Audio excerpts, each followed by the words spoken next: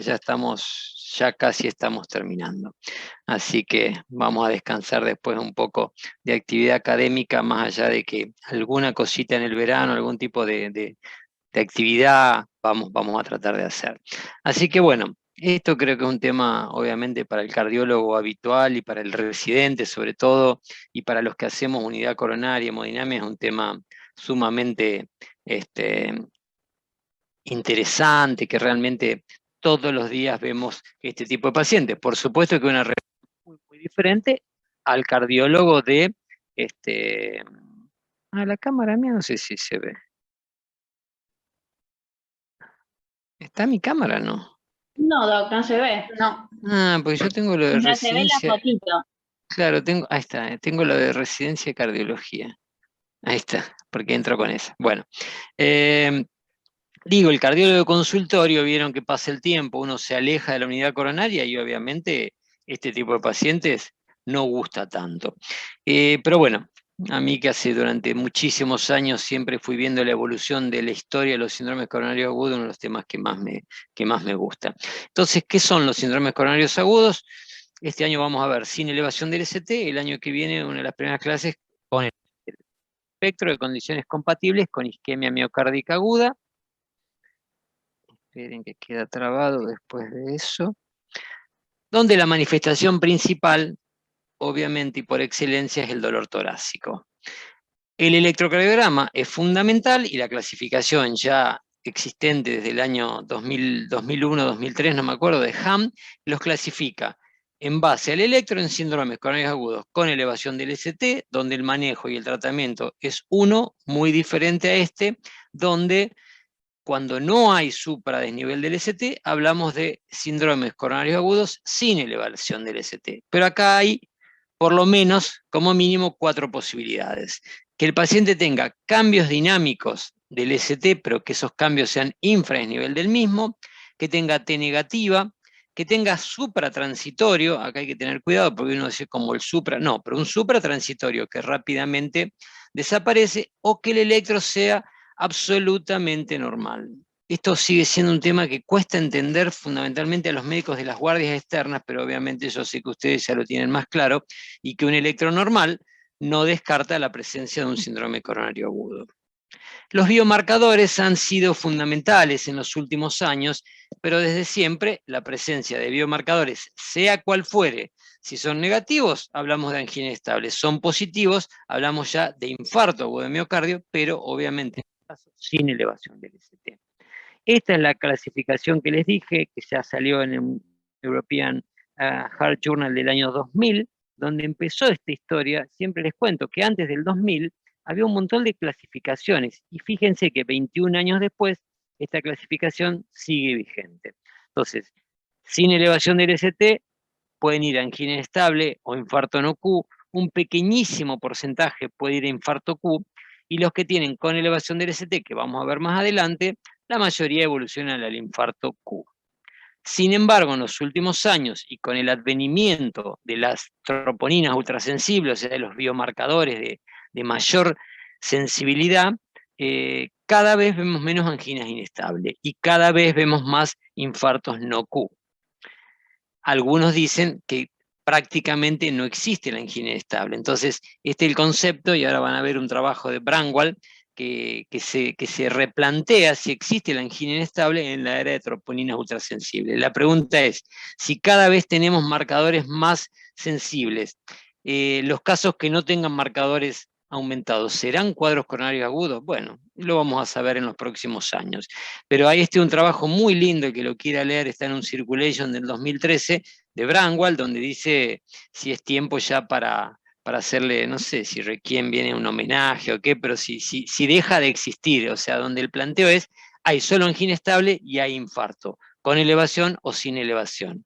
Bueno, la historia fue modificándose a lo largo de los años. Hace ya casi 80 años se hablaba de lo que era la angina preinfarto. Me acuerdo cuando yo me recibí, como que el preinfarto era una mala palabra, la angina inestable era un preinfarto. Después apareció todo el síndrome increscendo, el síndrome coronario intermedio, que hoy en día serían las anginas refractarias. En el año 71 empieza la OMS a generar los criterios de infarto. Y se la reconoce oficialmente a la angina inestable, Fowler y Conti. En el 91 se consideraba una condición muy común, porque obviamente estaban los biomarcadores convencionales de aquella época, CPK, TGO, LDH, y se hablaba de que más de medio millón de pacientes se hospitalizaban por angina inestable. Sale la primer guía de angina inestable, fíjense, año 94, donde da las diferentes clasificaciones. En el 2000 sale la clasificación de síndromes coronarios agudos, conté. En el 2008 sale una nueva guía sale la definición de la OMS, donde dice que para hablar de angina inestable hay que tener biomarcadores normales. En la década del 80 y 90 también estábamos cuando la CPK nunca fue obviamente un biomarcador confiable, entonces se empezó a usar, y esto sí lo viví, la CPK-MB, pero que simplemente cuando aumentaba por encima de un porcentaje tal, sospechábamos que esa CPK aumentada podía ser de causa cardíaca. Entonces, por ejemplo, si un paciente estaba con un dolor, pero le habían hecho un inyectable, podía llegar a servir para diferenciar. En fin, se utilizó durante mucho tiempo y en muchos lugares se sigue utilizando porque no disponen de los biomarcadores modernos, siguen utilizando CPK y CPK-MB. En el 95, fíjense, hace ya más de 20 años, empiezan las troponinas. Y entonces, ahí sí se empieza a ver que casi un tercio de los pacientes que tienen CPK normal tienen elevación de troponina. Entonces se dice, eso es un infarto, y se identifica que el riesgo de muerte o infarto es 4 veces mayor cuando hay elevación de troponinas cardíacas. Entonces, el tema es que la CPK no nos servía para identificar a los infartos en esa época. Y esto genera un cambio radical en el manejo de estos pacientes, y hoy en día los biomarcadores son definitivos para tomar conductas, fundamentalmente en los síndromes coronarios sin supra. Ustedes ya saben bien que en los síndromes con supra no me interesan los biomarcadores, lo primero que hago es plantearme la reperfusión. Entonces, a medida que van saliendo las troponinas, la troponina I, la troponina T, hay otros tipos, también hay no me acuerdo del otro cómo se llama, pero las dos que más se usan son la troponina I y la T. Alta sensibilidad, pero obviamente va cayendo algo de la especificidad cuando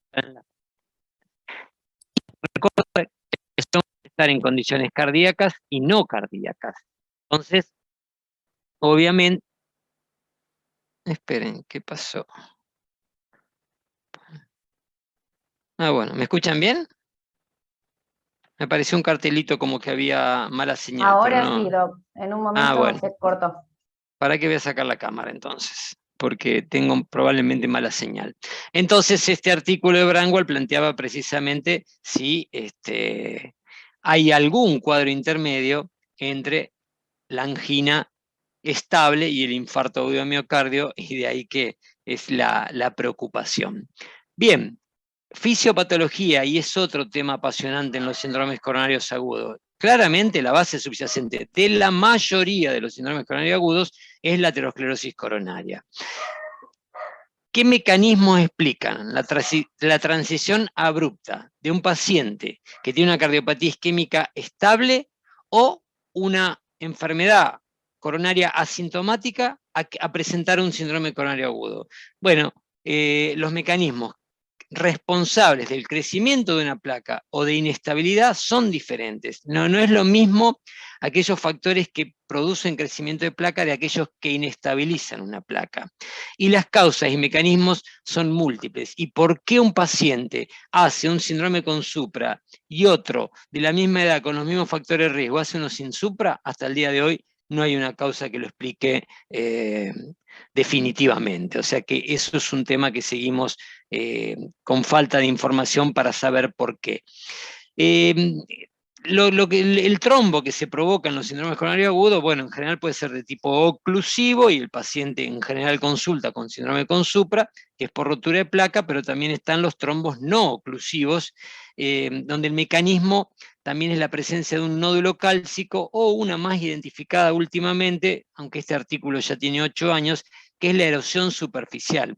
Ese tipo de accidentes de placa, sin ser rotura de placa, que es la erosión superficial, es muy interesante y se puede ver muy bien en con la técnica esta que es la tomografía de coherencia óptica. Lamentablemente, con los métodos convencionales no podemos identificar la fisiopatología si no tenemos algún tipo de estas formas de evaluar el mecanismo fisiopatológico de manera más sofisticada. Claramente desde hace años se sabe que las placas ateroscleróticas que se rompen y que causan infarto fatal, en general tienen capas fibrosas finas, 50-60 micra, centros lipídicos grandes, abundantes células, acá está la capa delgada, la capa fibrosa, el core lipídico grande, abundantes células inflamatorias y lo que se llaman calcificaciones punteadas. Eso ya hace años que se identifica. Y fíjense la diferencia que hay en la rotura de placa y en la placa erosionada. Entonces también acá entran a jugar los conceptos de trombo rojo y trombo blanco. Esto ya empezó en la década del 90 y una técnica que se utilizaba, pero siempre como investigación y que fue muy interesante, fue la angioscopía. La angioscopía coronaria nunca llegó a utilizarse de manera asistencial, o sea, en el día a día en el laboratorio de cateterismo, pero sin embargo fue interesante en aquella época para ver que los trombos no eran iguales, porque también costó en la década del 90 entender por qué los síndromes con supra respondían bien a los trombolíticos y los síndromes sin supra no. No es casualidad que no se usen los trombolíticos en los síndromes sin supra, es que hubo estudios en aquella época que se hicieron y demostraron que no servían. Entonces ahí fue cuando se empezó a trabajar más sobre la antiagregación y la anticoagulación en los síndromes coronarios agudos sin supra. Ahora bien, una capa fibrosa delgada no es suficiente para precipitar la rotura de placa. Y de nuevo, no toda placa que se rompe tiene que tener una capa fibrosa fina. Ahí también empieza a jugar mecanismos fisiopatológicos de tipo funcionales como el vasoespasmo coronario, otros contribuyentes como las calcificaciones, y saben ustedes que más de una vez uno ni encuentra una estenosis coronaria. Esto lo vemos más que todo en los síndromes con supra, cuando a un paciente uno le hace trombolítico, y lo lleva y lo estudia en menos de 24 horas, cuando lo estudia dice, ¿y dónde está la lesión? Y no encuentro nada porque probablemente lo que ocluyó la arteria era todo trombo y muy poca placa. O sea que realmente es muy complejo el mecanismo fisiopatológico. Después está todo lo que es las alteraciones funcionales de los vasos epicárdicos, lo que charlamos el otro día a propósito de los síndromes coronarios crónicos, de las alteraciones de la microcirculación. Y la verdad que de esto también hace mucho que escucho, pero tenemos siempre pocos avances sobre este tipo de trastornos y cómo diagnosticar la disfunción microvascular, la angina microvascular. Lamentablemente todavía en el uso de la clínica diaria no es tan fácil de aplicar.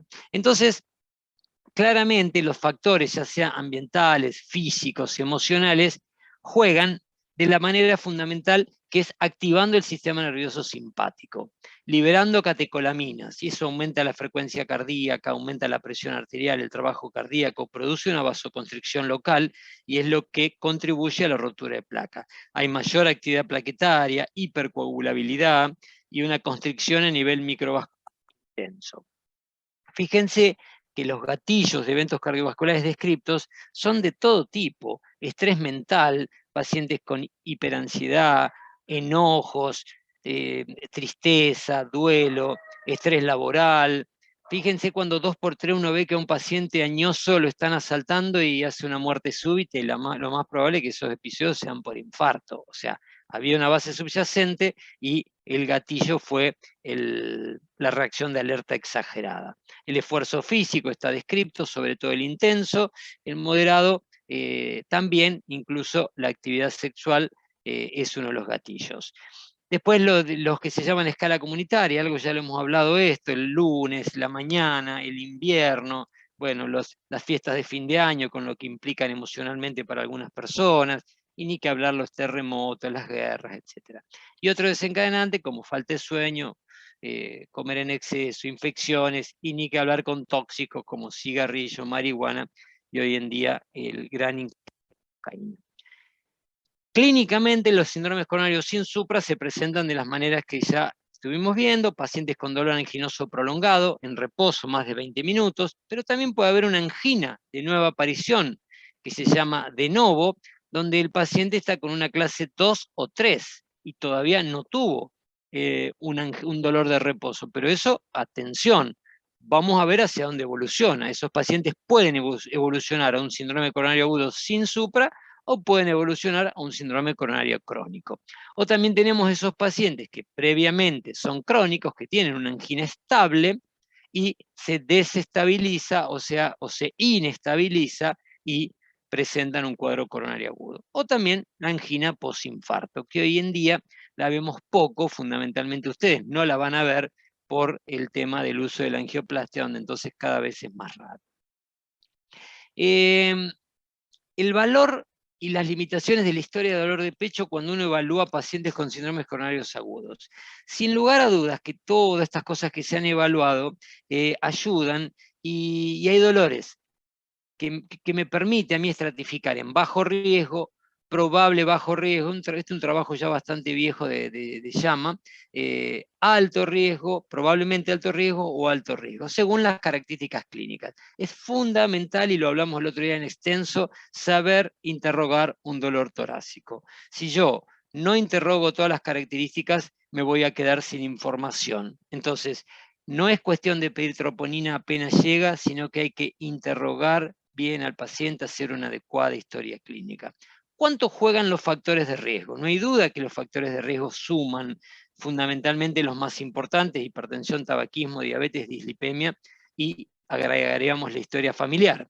Si bien el riesgo de un evento coronario se incrementa con la cantidad de factores, fíjense que la carga en sí tiene un valor limitado, especialmente en los mayores de 40. O sea, y la edad por sí sola es un factor de riesgo independiente potente. O sea, que tenga factores de riesgo, bueno, sí, va a aumentar la probabilidad, pero por sí solo no define que el cuadro sea coronario agudo. O sea, que saber interrogar y todo lo que es el esquema bayesiano, donde según la probabilidad, dolor típico, dolor atípico, todo eso es clave para concluir si ese dolor puede ser coronario o no. Obviamente, cuando el paciente viene con dolor y tiene infra-LST, le calma el dolor con un nitrito y el ST se normaliza, esos pacientes son fáciles. Sin embargo, ustedes saben que hay un montón de pacientes que son mucho más desafiantes y ahora lo vamos a ver. Y a veces es importante cuando dice paciente que viene y le hicieron una angiografía recientemente, ¿descarta un síndrome coronario agudo? Bueno, por supuesto que no, pero sin embargo hace que la posibilidad de un síndrome coronario sea improbable. Vieron que hay muchas veces pacientes que se hacen 2, 3, 4 coronografías normales. O sea, yo a los pacientes siempre les digo, tener arterias coronarias angiográficamente normales no me da la tranquilidad para los próximos 6 meses o un año, pero la probabilidad de que tenga un evento obviamente siempre es menor. Pero tenerlo en cuenta esa información, pero saber que no me descarta absolutamente todo.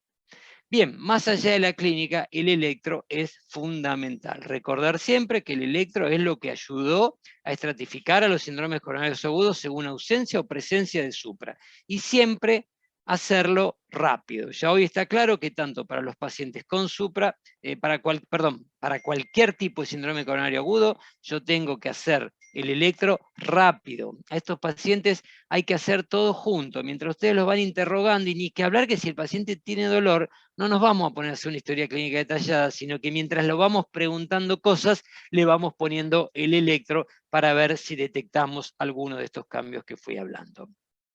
Claramente, el cambio que aumenta el riesgo de todo tipo, que lo pone al paciente en un riesgo como mínimo alto, es la presencia de depresión del ST, pero cambios dinámicos en el ST. Entonces, siempre, si yo veo un infra del ST de 1 milímetro en un paciente asintomático, bueno, que eso puede ser secundario a una cardiopatía hipertensiva. Ahora, si yo detecto cambios dinámicos infranivel del ST, eso sin lugar a dudas juega un rol definitivo en cuanto a la positividad de ese hallazgo. Y fíjense también este estudio que hicieron hace ya más de 10 años, el error que hay a veces. Acá este estudio compararon lo que describían los médicos de un hospital local, por ejemplo, y después lo llevaban a una interpretación en un core lab donde había médicos especializados. Y sigue habiendo, lamentablemente, muchas alteraciones del electro que médicos no entrenados no detectan. Esto es un problema gravísimo, por eso siempre les digo que nadie que hace un electro se lo quiere dejar a otro, por el temor a que haya equivocaciones, lo cual, bueno, es lamentable, pero es así. Bien, ya hablamos de clínica, hablamos de los cambios en el electro, algunas palabras de lo que son los biomarcadores cardíacos, que son probablemente la vedette, las troponinas en esta época. Pero antes de las troponinas existieron biomarcadores, y ustedes saben que pedíamos en esa época CPK, como dije CPKMB, y después ITGO, y LDH, bueno, y siguen todos una curva, o sea, empiezan a aumentar, y después de días empiezan a disminuir. El tema de una ventaja de un biomarcador que usamos poco, pero que en algunos lugares está disponible, que es la mioglobina, es que la mioglobina aumenta y cae rápidamente. Entonces es el biomarcador más útil para diagnosticar un reinfarto cuando un paciente al tercer, cuarto, quinto día hace un nuevo dolor. En cambio, si yo me baso en la troponina, a veces la troponina puede seguir aumentada por varios días y entonces no me va a servir demasiado si no fui haciendo una curva, y casi nadie hace curva por una cuestión de costo, si yo detectara un incremento en una curva que estaba bajando, me podría servir, pero si no hice una curva y simplemente detecto troponina positiva, no me va a servir de mucho. Las primeras troponinas fueron las convencionales y después vinieron un poco esto, las vedette, que fueron las troponinas ultrasensibles. Sepan que hay de distintas marcas y entonces de distintos laboratorios, y cada uno tiene que conocer en su laboratorio cuál es y cuáles son los valores normales. Entonces hay de Roche, de Abbott, de Siemens, etc. Y que el valor predictivo negativo, que si yo tengo una troponina negativa, el valor predictivo para descartar infarto es extremadamente alto. Y claramente, como dije antes, las troponinas ultrasensibles tienen capacidad superior para descartar un infarto. Sin embargo, lo que se gana en sensibilidad se pierde en especificidad. Y eso es algo que ocurre siempre. Cuanto más sensible, menos específico. Y también la cuarta definición universal de infarto, de hace 3 años, definía bien claramente qué es la injuria miocárdica. Entonces, la detección de valores de troponina elevados por encima del percentil 99 se define como injuria miocárdica. Y es considerada aguda cuando hay un aumento o disminución de los valores basales o de un 20%. Pero fíjense que acá en el centro, lo que está en rojito, es que yo defino infarto cuando tengo injuria miocárdica más evidencia clínica de isquemia. O sea, cuando tengo dolor, cuando tengo disnea, lo que fuera. Pero también puedo tener injuria miocárdica porque están incrementadas las troponinas, no tengo delta de troponinas y puede deberse a causas no cardíacas. Hipoxemia, anemia, taquiarritmias, falla cardíaca, enfermedad renal, hipotensión, shock, etc. Y bueno, y cuando tengo troponina negativa, definimos que no hay injuria miocárdica. Entonces, cuando hay incremento en la troponina, cuando definimos que la troponina es positiva, a grandes rasgos lo podemos diferenciar entre un incremento isquémico y no isquémico.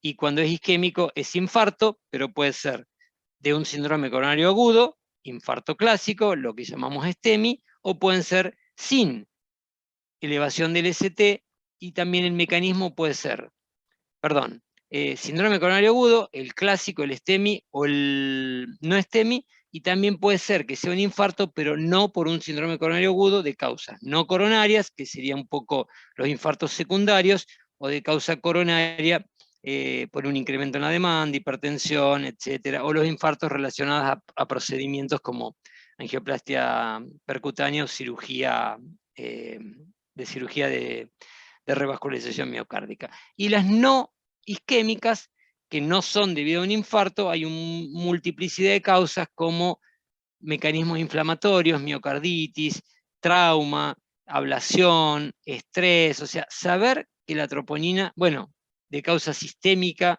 por ejemplo, la embolia de pulmón, la insuficiencia renal, entonces ese tema hay que tener bien en claro, y sobre todo a medida que tenemos troponinas más sensibles, evaluar la troponina en el contexto del paciente particular. Las guías de la Sociedad Argentina de Cardiología desde hace 5 años son claros: todo paciente con síntomas y o signos sugestivos de síndrome coronario agudo debe ser estratificado con una buena historia clínica, un examen físico, el electrocardiograma y los biomarcadores. Y hay un score que yo no tengo claro si lo usan, después me van a decir, en la guardia fundamentalmente, en las salas de emergencia, que es muy interesante, que es el HEART, y es el que las letras, díganme ahora, cuéntenme, ¿usan este esquema? Sí, Este Doc, es score el que usamos. lo usan habitualmente de rutina. Listo. Bueno, eso es para evaluar dolor de pecho. Está basado en historia clínica, cambios en el electro, edad, factores de riesgo y troponina. Y fíjense que, basado en esto, cada uno tiene un puntaje, 0, 1 o 2. Esto lo diseñó un médico holandés que fue realmente muy interesante el análisis que hizo para llegar a generar este score, que este score después fue validado.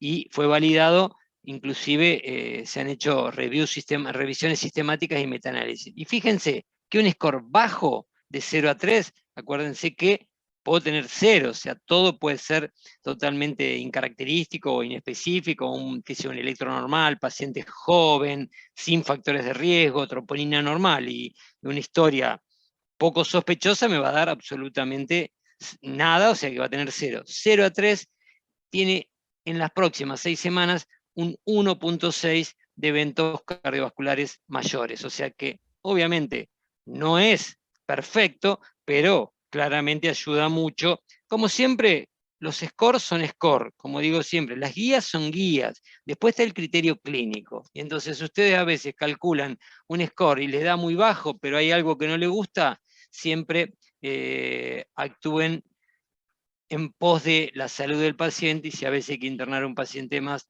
es preferible a mandar un paciente a la casa cuando hay algo que no les gustó. Obviamente, Doc, sí. nosotros lo tenemos ajustado a la troponina ultrasensible, no sé si será el mismo, pero se llama Y igual. obviamente es viejo, o sea que en esa época yo no creo que se usase, pero me parece que es aplicable. O sea que fíjate que la troponina es uno de los 5, de una de las 5 variables que vos analizás. Y bueno, ya te digo, fíjate, 2008 no se usaban las troponinas que estamos usando ahora. Pero si vos querés como mínimo diferenciarlo entre troponina positiva y negativa, te va a dar un valor importante y el score lo podés hacer igual. No tengo bien Sí, claro cómo sería el 2, del 2 y el 1, o sea, cómo dividir entre un punto y 2 puntos. A eso me refiero. en verdad o sea, todo lo demás es igual y la troponina te la divide en menor a 14 o mayor a 14. Y ahí dependiendo si pedís segundo control o si es mayor a 54 directamente no se pide. Claro, ya definís que es positiva. Por Sí. eso, creo que ustedes lo analizan de esa manera y me parece perfecto. Pero ¿cuándo le pones 2 puntos? ¿Cuando es mayor a 54? No me acuerdo si ya es directamente 3 puntos, me No, parece. porque acá tiene la troponina, tiene 2 puntos. Todas las variables tienen 0, 1 o 2.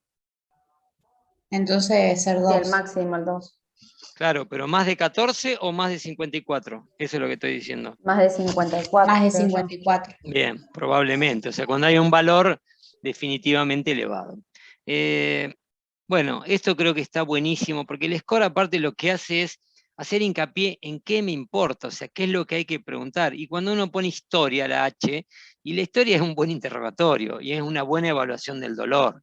El electro es hacerlo rápidamente por todo lo que ya dijimos. Y fíjense qué es lo que da 2 puntos. Y la depresión del ST, o sea, todo lo demás, sí, lo que quieran, tiene alteraciones, tiene T negativa, no son contundentes, lo que apoya mucho y ayuda a aumentar la probabilidad de que esto sea un síndrome coronario agudo es el ST. Y la edad, y bueno, y sí, cuanto más vieja la persona, cuanto más añoso, más chance tiene de que tenga cuadros coronarios, porque la aterosclerosis aumenta con la edad.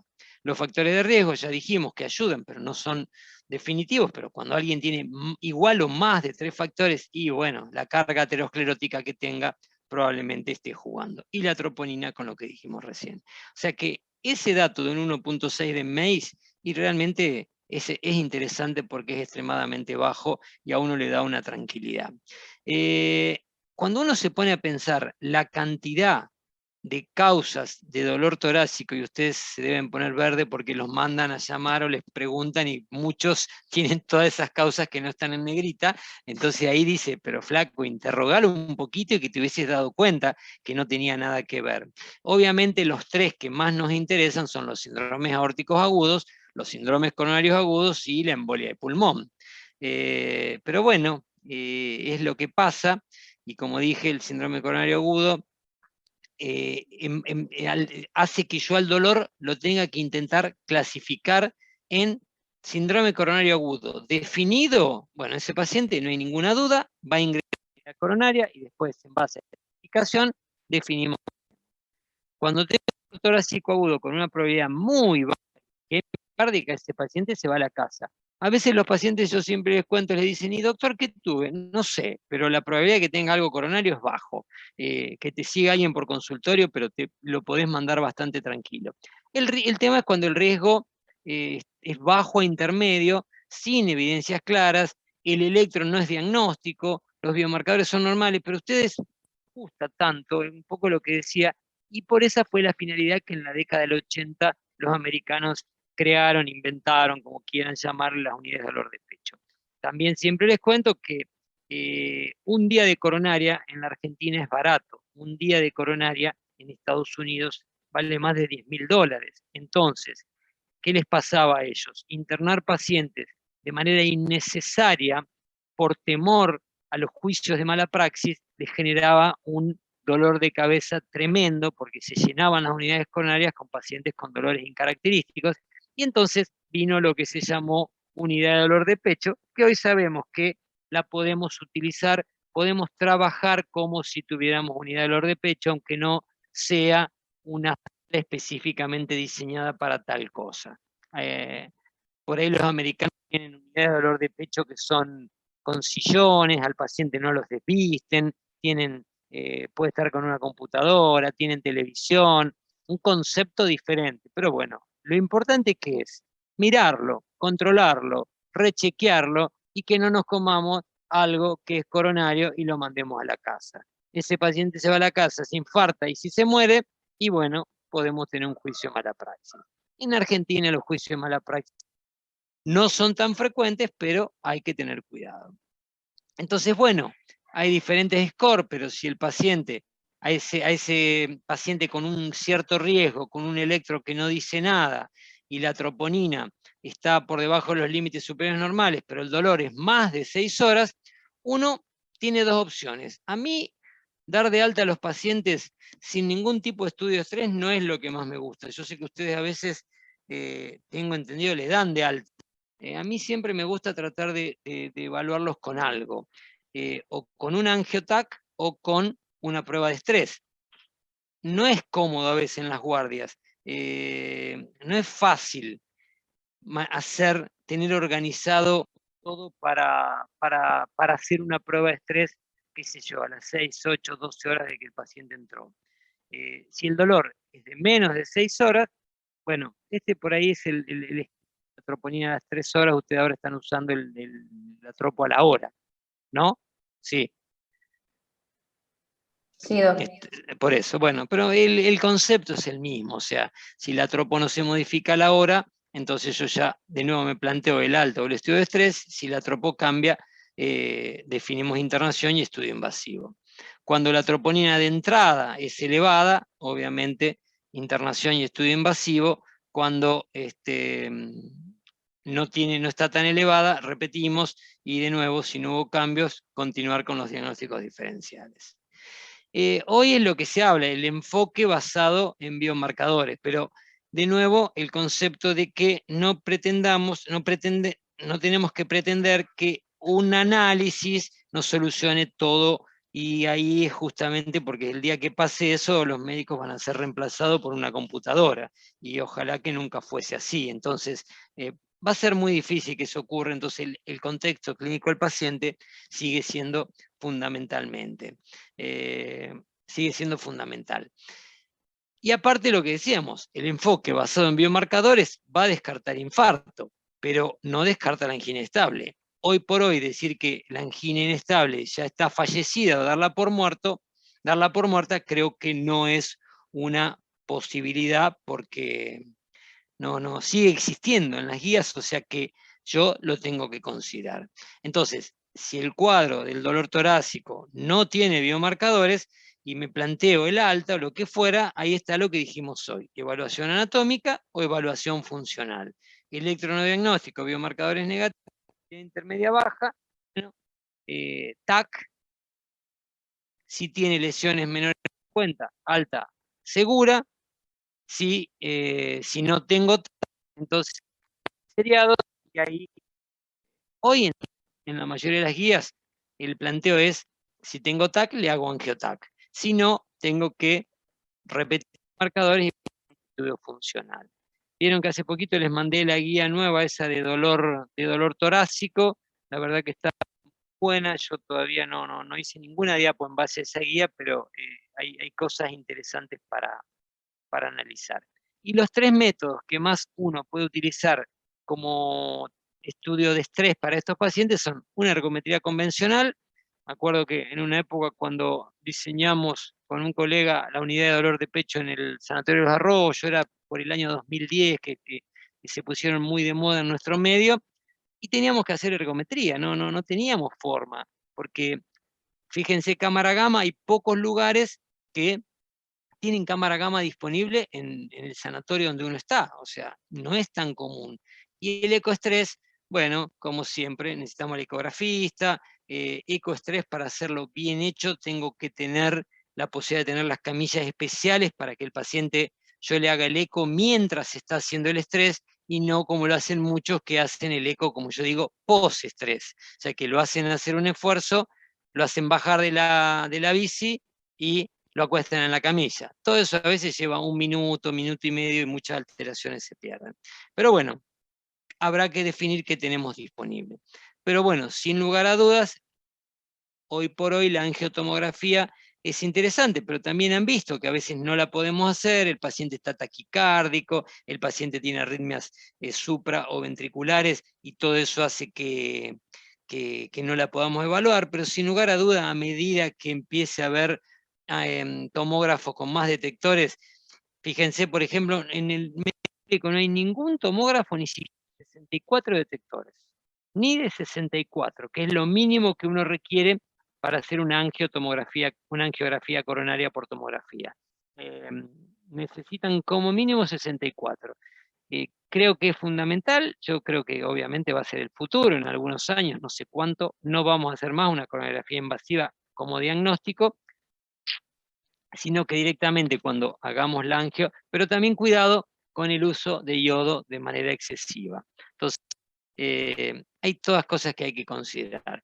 Claramente el valor predictivo negativo cuando hay lesiones de menos del 50% es sumamente elevado. Entonces eso ayuda muchísimo. Y este estudio, que también tiene unos años, ya tiene 8 o 9 años, donde se analizó una comparación de angiotomografía contra la evaluación estándar del dolor, obviamente fue muy buena a favor de la angiotomografía, pero obviamente se utilizaba más radiación y yodo porque en la evaluación convencional no se usa. Entonces, si yo no tengo nada de enfermedad coronaria en la evaluación, doy el alta. Si tengo placas, ojo ahí, o sea que si hacen la angiotomografía y tienen placas, pero son placas menores al 50, tener en cuenta qué pasó con los biomarcadores y le doy el alta, pero esos pacientes hay que mandarlos al especialista porque obviamente tienen que empezar la terapia preventiva, ya que ahí están definiendo que el paciente tiene enfermedad aterosclerótica. Cuando las lesiones son más significativas, entonces ese paciente hay que admitirlo y ver si hacemos un test invasivo o no invasivo según lo que aparezca a posteriori. Bueno, entonces, bueno, este era el plan un poco con las troponinas de hora 3, pero como dijimos, ustedes ya están haciendo ahora el esquema de 1. Entonces, de nuevo, para ir concluyendo, si el paciente tiene el síndrome coronario agudo definido, ingresa a unidad coronaria.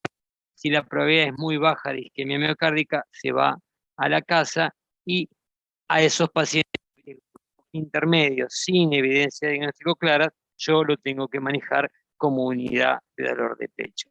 No parece tan difícil, y yo creo que para ustedes no le es tan difícil cuando tienen todas las herramientas. Por ahí el problema es en los lugares donde no hay gente acostumbrada a manejar estos pacientes o donde no tienen todas las herramientas. Tener troponina ultrasensible, tener posibilidad de repetir una hora y otra a la hora, que cuando eso es negativo, repito electro y antes del alta le hago una angiotomografía, la verdad que no son muchos los lugares que tienen esa posibilidad, por eso a veces hay que acostumbrarse a analizar estos pacientes sin todas estas herramientas. Algunos de ustedes se quedarán en lugares eh, de alta complejidad, algunos se van a ir a trabajar a lugares donde van a tener muy pocas herramientas y al paciente. Entonces, un poco esto va haciendo la definición según lo que vayamos encontrando. Bueno, a ver.